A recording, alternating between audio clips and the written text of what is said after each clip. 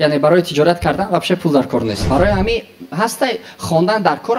اگر که شما فهمیدین که به خواندن میتونین موفق شوین، نه نخونین، مرحمت نخونین، بریم موفق شوین.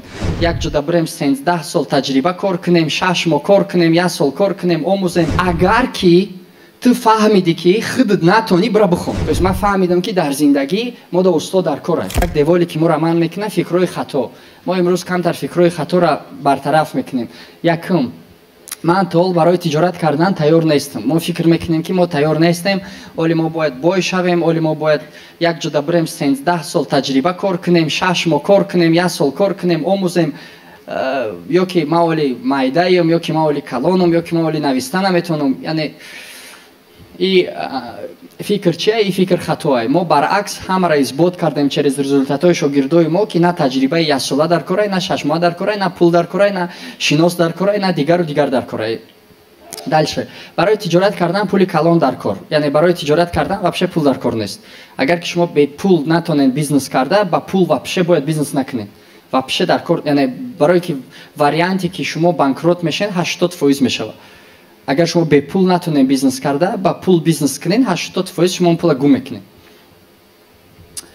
پول برای چی زوره؟ پول برای масштабирование زوره. وقتی که уже یک ساختی فایده آورده است، برای همون را کلان کردن پول زوره.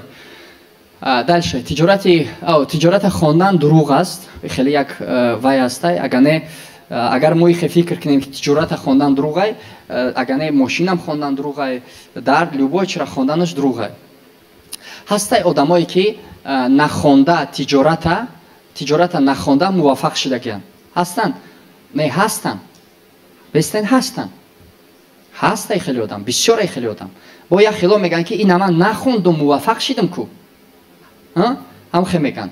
انا که یک سوال هسته آدمی که به معلم خودش ماشینایکنی را یاد گرفتگیه. هستم خیلی آدم. انا که سوال هسته آدمی که خودش نتونست یاد گرفته تا که قطعی معلم کار نکرد. هستم خیلی آدم. کیم خیلی دست برداره که به معلم نتونست. رحمت. значит حقیقت در چیه؟ با خواندن ماشین در کاره یا که نه؟ اگر که تو فهمیدی که خودت نتونی برو بخون. تجارت هم میخیله. مرا میگفتن که نوید آخه من میلیونر شدم، من نخوندم کو. من میگم اکا میلیارد انسانی را که خداوند ساختگیه، دو انسانی نیسته که یک خیله باشه. تو تونستی، من نمیتونم. تو تونستی، من نتونم. من نخونده فقط خرزار شدم.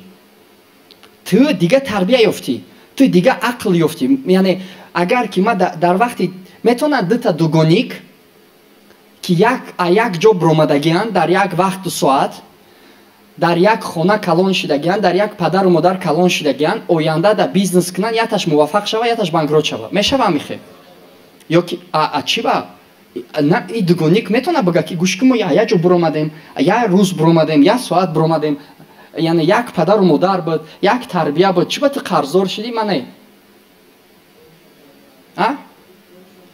او میتونه بگه که ما تو دوگانیکیم، نکیم عقلمون فرق میکنه. میتونه گفته. برای همین آدمی که وقتی که مرا میگه که نوید این من نخونده بیزنس کردم، من میگم ایتی مثال اما میتونم تو را بزنم تو نکاوت شوی، تو میتونی مرا بزنی که من نکاوت شوم.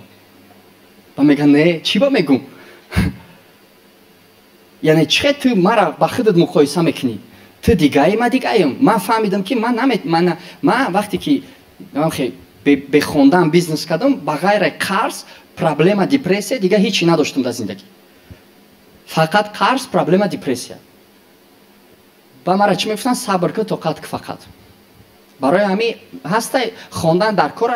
اگر که شما فهمیدین که به خوندن میتونین موفق شوین، نه نخونین، مرحمت نخونین، برین موفق شوین. نه که اگر شما رنگی ما فهمیدین که بس کی ایجاد نمی با فکر شما ما اینجا یک چند چمپیونی دیگه از ما شدگی ما به معلم میتونستیم چمپیون شده.